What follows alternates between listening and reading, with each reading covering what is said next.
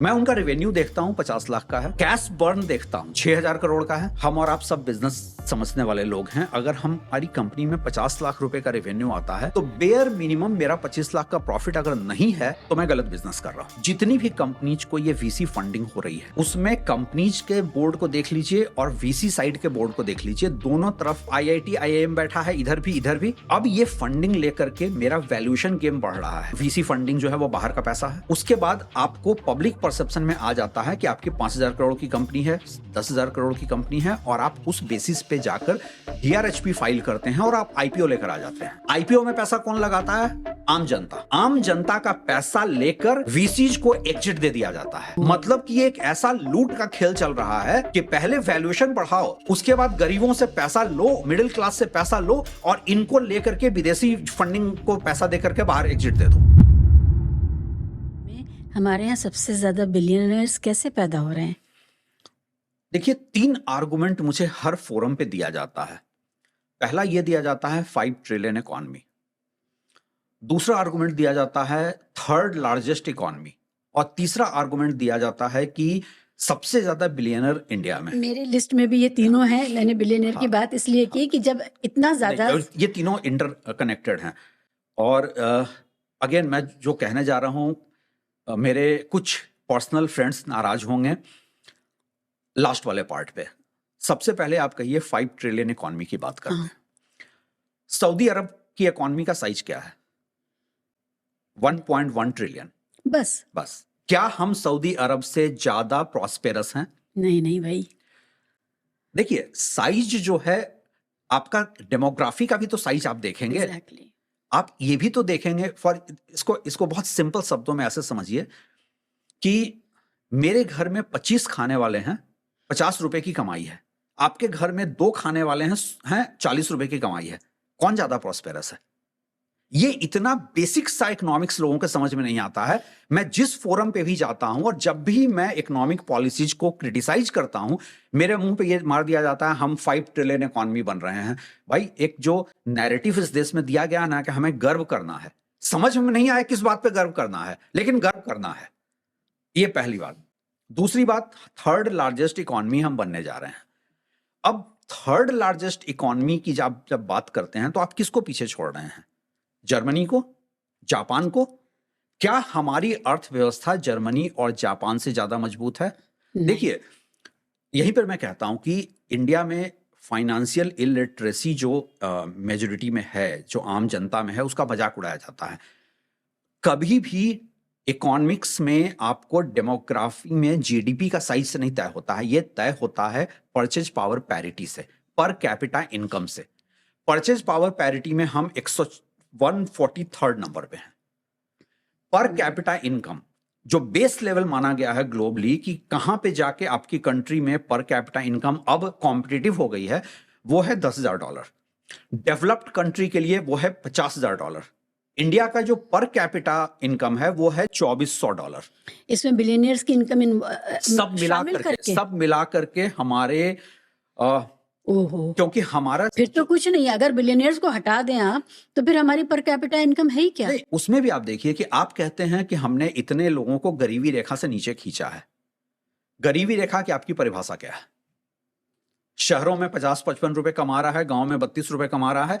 जब तेंदुलकर कमेटी की रिपोर्ट, कम से कम उस बात को आज 15 साल हो गए होंगे, तेंदुलकर कमेटी की रिपोर्ट आई थी, तब भी इसका बहुत क्रिटिसिज्म हुआ था कि ये रिपोर्ट ऑथेंटिक नहीं हो सकती है, ये बेंचमार्क गलत है। और मैं कोई ऐसा नहीं है कि बीजेपी को क्रिटिसाइज कर रहा हूं। तेंदुलकर कमेटी की रिपोर्ट जब आई थी तो सत्ता में ये नहीं थे, उस समय भी उस पर बहुत क्रिटिसिज्म हुआ था। उसके बाद एक स्वामीनाथन कमेटी की रिपोर्ट, इसलिए स्वामीनाथन कमेटी इसलिए बनी थी कि नहीं, वो गलत रिपोर्ट है, इसको सही कॉन्टेक्स्ट में समझा जाए। उसकी रिपोर्ट आज तक टेबल नहीं हुई है। उसके बाद से गरीबी रेखा की कोई ये नहीं है। आप पार्लियामेंट में खड़े होकर कह दीजिए 80 करोड़ लोगों को हम मुफ्त राशन देते हैं, 25 करोड़ लोगों को हमने गरीबी रेखा से निकाल दिया, तो बोल दो भाई कि हम 5-7 लाख लोगों को छोड़कर बाकी सब गरीब हैं। तो आपका जो 5 ट्रिलियन इकोनॉमी है और 3rd लार्जेस्ट इकोनॉमी है, ये दोनों नारा गलत है। अब सवाल उठता है कि सबसे ज्यादा बिलियनर इंडिया में क्यों हो रहे हैं? मैं उसका एक काउंटर सवाल करता हूं, ये अच्छी खबर है या बुरी खबर है? मेरे नजरिए से तो ये खराब खबर है, क्योंकि सब कुछ एक तरफ सिमट रहा है। वो जो वेल्थ इनइक्वालिटी, के ग्रोथ की बात आप ये वेल्थ इनइक्वालिटी का इंडिकेटर है जी। ऐसा नहीं है कि जर्मनी और जापान में हमसे कम बिलियनर हो रहे हैं तो वो हमसे कम प्रॉस्पेरस हैं। देखिए, दो तीन चीजें समझनी पड़ेंगी। पहली बात यह है कि ज्यादा बिलियनर जो हो रहे हैं क्योंकि वेल्थ इनइक्वालिटी की तरफ हम जा रहे हैं, तो टॉप ऑफ द पिरामिड कुछ लोगों के पास पैसा आ रहा है। दूसरी बात, उसमें भी एक वैल्यूएशन का कार्टेल है। Business is about creating value, creating wealth. Business is not about valuation. India में जो सो कॉल्ड स्टार्टअप कल्चर आया है, माफ कीजिएगा मेरे जितने आईआईटी आईआईएम वाले दोस्त हैं, जितना जो ये नया कार्टेल आया है कि वैल्यूएशन का गेम है। बायजूस का एग्जांपल आपके सामने है, 2 लाख करोड़ से ऊपर का वैल्यूएशन था, पेपर वैल्यूएशन कोलैप्स कर गए। एक और कंपनी है, मैं नाम नहीं लूंगा, 50 लाख का उसके लिए एक फिल्म स्टार ब्रांड एम्बेसडर बनकर डांस कर रहे हैं। मैं उनका रेवेन्यू देखता हूं 50 लाख का है, कैश बर्न देखता हूं 6000 करोड़ का है। एक कंपनी, हम और आप सब बिजनेस समझने वाले लोग हैं, अगर हमारी कंपनी में 50 लाख रुपए का रेवेन्यू आता है तो बेयर मिनिमम मेरा 25 लाख का प्रॉफिट अगर नहीं है तो मैं गलत बिजनेस कर रहा हूं। ये जितने बड़े नाम बनकर उभरे हैं वो वैल्यूएशन गेम में है, और उनका वैल्यूएशन कर कौन रहा है? अब आप उसके भी, तभी मैंने कहा कि मेरे आईआईटी आईआईएम वाले दोस्त ये भी नाराज बताइए होंगे। उनको वीसीज मिलते कहां से हैं? एग्जैक्टली उसी पर आ रहा हूं, जिस वजह से मैंने कहा कि आईआईटी आईआईएम वाले सारे दोस्त मेरे नाराज हो जाएंगे, क्योंकि मैं उनके बीच में जब बोल देता हूं तो वो बहुत ऑफेंसिव हो जाते हैं। जितनी भी कंपनीज को ये वीसी फंडिंग हो रही है वैल्यूएशन गेम में, और उसका बेसिस क्या है? Future potential of earning. उसमें कंपनीज के बोर्ड को देख लीजिए और वीसी साइड के बोर्ड को देख लीजिए, दोनों तरफ या तो आईआईटी आईआईएम बैठा है, इधर भी। ये बेसिकली ये जो आईआईटी और आईआईएम का एल्यूमनाई का गेम है। ये तो ट्राइबल मामला हो गया। इसमें बहुत सारी लेयर बाय लेयर इसको समझने की जरूरत है। मैं आईआईटी से निकला हूं या आईआईएम से निकला हूं, मैं एक स्टार्टअप लेकर आता हूं, इधर वीसी फंडिंग साइड में आईआईटी आईआईएम वाले, मेरे नेटवर्क वाले, एल्यूमनाई वाले लोग बैठे हैं, फंडिंग हो जाती है। अब ये फंडिंग लेकर के मेरा वैल्यूएशन गेम बढ़ रहा है। मैं साल का 20 लाख 25 लाख 30 लाख का रेवेन्यू ला रहा हूं और मैं 10 करोड़ 50 करोड़ का कैश बर्न कर रहा हूं, इस उम्मीद पे, जिसको हम मैनेजमेंट में लॉस लीडरशिप स्ट्रेटजी कहते हैं, कि हम लॉस लेते हुए लीडर बन जाएंगे और उसके बाद हम पूरे मार्केट पे राज करेंगे। वो बबल कैसे बर्स्ट होता है वो भी, उस पर भी मैं आऊंगा। अब होता क्या है कि आप वैल्यूएशन के गेम में आ गए, उसके बाद आपका नेक्स्ट स्टेज क्या होता है? नेक्स्ट स्टेज, अच्छा ये सारी फंडिंग जो है, वीसी फंडिंग जो है वो बाहर का पैसा है, ठीक। उसके बाद आपको पब्लिक परसेप्शन में आ जाता है कि आपकी 5000 करोड़ की कंपनी है, 10,000 करोड़ की कंपनी है, और आप उस बेसिस पे जाकर डीआरएचपी फाइल करते हैं और आप आईपीओ लेकर आ जाते हैं। आईपीओ में पैसा कौन लगाता है? आम जनता। आम जनता का पैसा लेकर वीसीज को एग्जिट दे दिया जाता है। मतलब कि एक ऐसा लूट का खेल चल रहा है कि पहले वैल्यूएशन बढ़ाओ, उसके बाद गरीबों से पैसा लो, मिडिल क्लास से पैसा लो, और इनको लेकर के विदेशी फंडिंग को पैसा देकर के बाहर एग्जिट दे दो। और लॉस लीडरशिप स्ट्रेटजी को अगर कैसे बैकफायर करता है, यह आपको समझना हो। किशोर बियानी इसका सबसे बड़ा एग्जाम्पल है। बिग बाजार, उनका स्टेटमेंट होता था कि इंडिया में लोग बड़ा नहीं सोचते हैं।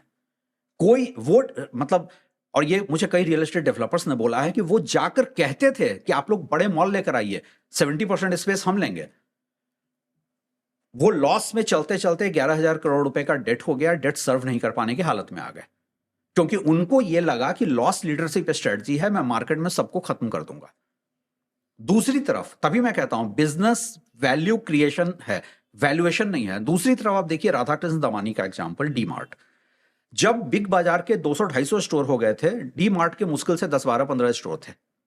आज डी मार्ट के उतने स्टोर हैं क्योंकि डी मार्ट ने कभी भी वैल्यूएशन गेम को ऐसा नहीं खेला। डी मार्ट ने कभी भी जाकर के लीज पे प्रॉपर्टीज उठानी नहीं शुरू की। उनके ज्यादातर जो स्टोर्स हैं उनके खुद के प्रॉपर्टीज हैं। और हम हमेशा एक बात कहते हैं जो मैनेजमेंट में भी कहा जाता है कि स्ट्रैटेजी, लॉस लीडरशिप में स्ट्रेटजी साथ जुड़ा हुआ है। लोग स्ट्रेटजी भूल जाते हैं।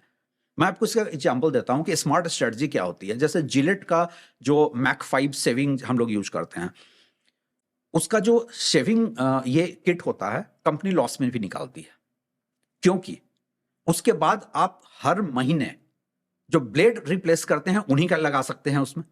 तो आपको लॉस लीडरशिप स्ट्रेटजी में भी एक स्ट्रेटजी की जरूरत होती है। अनफॉर्चुनेटली ज्यादातर स्टार्टअप जो हैं उनके पास कोई स्ट्रेटजी नहीं है कि वो प्रॉफिटेबल कैसे होंगे। बिना नाम लिए, क्योंकि उनमें से बहुत सारे लोगों के साथ मेरा मिलना जुलना होता है, ऐसी ऐसी कंपनीज हैं टेक्नोलॉजी प्लेटफॉर्म पे जो पिछले 10-15 सालों में उनके फॉरेन होल्डिंग ओनर्स जो हैं 4 बार चेंज हो चुके हैं, और वो आज भी उनका जो नया मैनेजमेंट है, उनके जो नए ओनर्स हैं, वो यही उनको कह रहे हैं, भाई आप रेवेन्यू नहीं अर्न कर सकते, कैश बर्न कम करो। तो ये पूरा जो बिलियनर्स का खेल है, ये खेल वैल्यूएशन का है। इसमें कौन जीतता है? उनका भी तो जो कैश बर्न है वो ह्यूज है, छोटा मोटा नहीं। उसमें कॉर्पोरेट स्टाइल की आप उनके दफ्तर देखें, उनका पूरा सेटअप देखें, तो वो तो ऐसा लगता है कि वो टाटा बाटा के आसपास का सेटअप लगा करके आपको बैठते हैं। वी वर्क आपको याद होगा, को वर्किंग स्पेस में जी वी वर्क लॉस भी कर रहा है तो उसके ओनर अपने प्राइवेट जेट में घूम रहे हैं। एग्जैक्टली, ये कैसे होता है? ये ऐसे ही होता है कि आप एक ऐसा वैल्यूएशन बबल आप क्रिएट कर देते हैं कि आपकी कंपनी में कोई भी इन्वेस्टर, अच्छा इन्वेस्टर्स का भी आप एक चीज समझिए, ये जो वीसी साइड वाले होते हैं, ऐसा नहीं है कि इनको समझ में नहीं आता है। मैंने किसी वीसी फंड के किसी बहुत सीनियर एग्जीक्यूटिव से एक दिन पूछा कि, तो उन्होंने कहा देखो ऐसा है, मेरे पास अगर 100 रुपए हैं, हम 10-10 रुपए 10 कंपनी में डालते हैं, और हम ये कैलकुलेट कर लेते हैं कि इसमें से 3 कंपनी ऐसी हैं जो श्योर शॉट हमें सारे लॉसेज को भी रिकवर करने का पोटेंशियल रखती है। उसके बाद हम फ्री हो जाते हैं, क्योंकि हमने जिसका पैसा उठाया है उसको तो हम डबल दे रहे हैं, ये 3 कंपनी से दे रहे हैं, बाकी 7 कंपनी में हम अपना डिस्क्रेशन यूज करते हैं। तो फिर मैंने पूछा डिस्क्रेशन या पर्सनल वेस्टेड इंटरेस्ट, तो हमारी पूरी डिस्कशन वहीं पर रुक गई। तो ये पूरा जो वैल्यूएशन का गेम है, इसको आप बिलियनर्स से नहीं जोड़ सकते।